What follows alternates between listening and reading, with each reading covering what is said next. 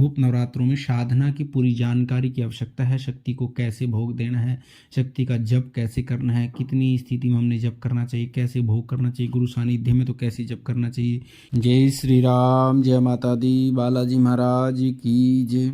जो आज मैं एक विषय लेके आया हूँ, ये काफ़ी इम्पोर्टेंट और काफ़ी लोगों का मेरे पास में बार बार सवाल आ रहा है, क्योंकि गुप्त नवरात्रि आने वाले हैं और गुप्त नवरात्रि के बारे में जो हम साधना करनी चाहिए, किन शक्तियों की हमने साधना करनी चाहिए और कौन से मंत्रों से हमने शुरुआत करनी चाहिए, साधना के क्षेत्र में किस मंत्र से हमने शुरुआत करनी चाहिए ताकि हमारे को शक्ति जल्दी मिल सके और उसके अनुभव भी हमारे को शीघ्र हो सकें। ऐसी कौन सी साधना है जिस साधना के करने से हमारे को शीघ्र ही अनुभव हो जाने चाहिए। और ये गुप्त नवरात्रों में साधना हमारे को सिर्फ 9 दिन के अंदर ही हमारे को ये शक्तियाँ मिल जाती हैं।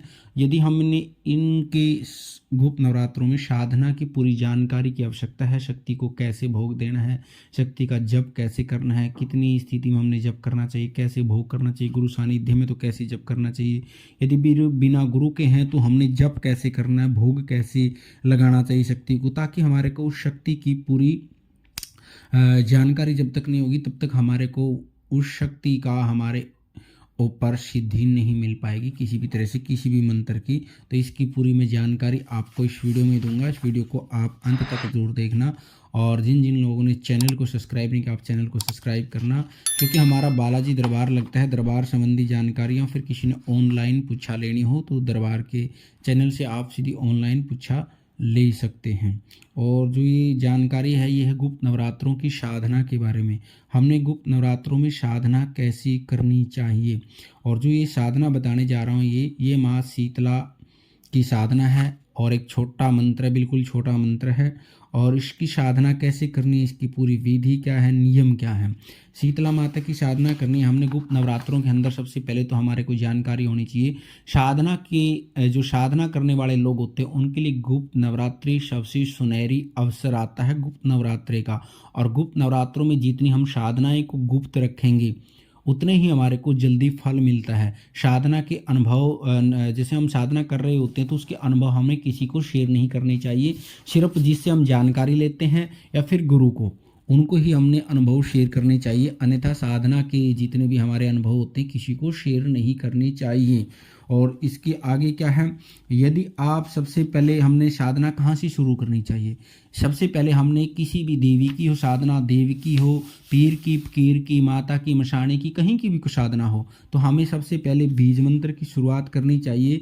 क्योंकि बीज मंत्र से जब तक हम शक्ति की नींव नहीं मजबूत करके चलेंगे तब तक आगे हमारे को फल नहीं मिल पाते। क्योंकि बीज मंत्र छोटे होते हैं और छोटे का हमारे को बैठने की आदत नहीं होती, हमारे अनुभव हो जाते हैं, जब करने का अनुभव बन जाता है, बैठने की आदत बन जाती है, ध्यान लगाने का अनुभव हो जाता है छोटे मंत्र से। और यदि हम कई बार साबर मंत्र उठा लेते हैं तो साबर मंत्र से ना तो हम पूरा जप कर पाते हैं ना उसके नियम कर पाते हैं, तो हम बीच में रह जाते हैं। तो इसलिए बीज मंत्र से ही सबसे पहले हमने साधना की शुरुआत करनी चाहिए और बीज मंत्र से हमारी जितनी शक्ति मजबूत हो जाती है फिर आगे हम किसी भी तरह की साधना कर सकते हैं। क्योंकि जब तक हम बीज नहीं बोएंगे तब तक आगे हमारे को फल नहीं मिलेगा। और आगे क्या है, यदि आपके पास में गुरु है, गुरु सानिध्य के अंदर ही आपने किसी भी शक्ति की साधना करनी हो, गुरु सानिध्य में ही शक्ति की साधना करनी चाहिए। यदि आपके पास गुरु नहीं है तो भगवान शंकर को या बाबा गोरखनाथ जी को आप गुरु बना करके भी इस मंत्र की साधना कर सकते हैं। इसमें कोई विलंब नहीं होता, क्योंकि जो भी हमने गुरु के निमित्त जो वस्त्र भोग देने होते हैं वो भगवान शंकर को आपने देने हैं जब साधना करेंगे। तो इस मनोकामना को लेकर भी कर सकते हैं। और जैसे नवरात्रों में इसकी साधना करेंगे तो आपको इसकी सिद्धि 9 दिन में ही मिल जाएगी। साधना की जानकारी इसमें क्या है, सबसे पहले गुरु सानिध्य में आप नहीं हैं तो आपने भगवान शंकर की गुरु बना करके, बाबा गोरखनाथ जी को गुरु बना करके और माँ शीतला की पंचोपचार आपने पूजा करनी है। पंचोपचार पूजन करने के बाद आपने शक्तियों को भोग देना है, स्नान वगैरह करा करके हमने फिर भोग देना है। और भोग देने के बाद में हमने संकल्प लेना है। बिना संकल्प के कोई भी साधना हमारी सफल नहीं होती। संकल्प लेना है। पहले भी हमने जब शुरू करते हैं हम 11 माला करनी है, 21 माला करनी है, ज़्यादा माला करनी है, या बिना गिनती के यथा संख्या नाम जप करना है, तो भी आपने संकल्प करना है कि हम भगवती आपकी शरण में आए हैं और बाबा के आदेश से, यदि आपका गुरु नहीं है तो गुरु आदेश से, ये गुरु नहीं है तो भगवान शंकर के आदेश से, बाबा गोरखनाथ जी के आदेश से इस मंत्र की साधना करना चाहते हैं। तो ये सारी बात आपने बोलनी है, अपना नाम गोत्र सहित, क्योंकि मैंने संकल्प के लिए वीडियो बना रखी है, आप उसको भी देख सकते हैं। संकल्प करने के बाद जैसे हम पूरा जप कर लेते हैं, जप करने के बाद भी हमने संकल्प के द्वारा उस माँ भगवती को इतना जप किया मैंने वो अर्पण कर देना चाहिए। भाई इतनी माला करी है, यथा संख्या ना जप करा मैंने, इतनी माला करी है। उसके बाद में आपने क्या करना है, जैसे आपकी माला पूरी हो जाती है उसके बाद आपने जो भोग लगाया है उस भोग में से आपने कुत्तों को भी भोग अवश्य देना है, कुत्तों को भी भोग अवश्य खिलाएं उस भोग में से।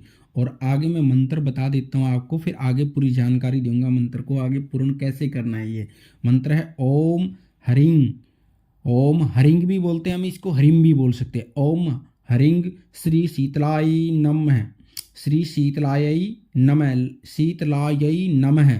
ओम ह्रीं श्री शीतलाय नमः, ओम ह्रीं श्री शीतलाय नमः, ओम ह्रीं श्री शीतलाय नमः। इस मंत्र का आपने जप करना है, कितने भी जप कर सकते हो आप, 11 माला, 21 माला, 51 माला, जितना ज़्यादा से ज़्यादा आप जप करोगे उतना ही जल्दी सिद्ध हो जाएगा। और ये डिस्क्रिप्शन में भी मिल जाएगा आपको मंत्र, और इसको मैं डाल दूंगा। और उसके बाद में आपने गुप्त नवरात्रि पूरे नवरात्रि करके डेली भोग लगाना है। उसके बाद आपने दशांश हवन करना है।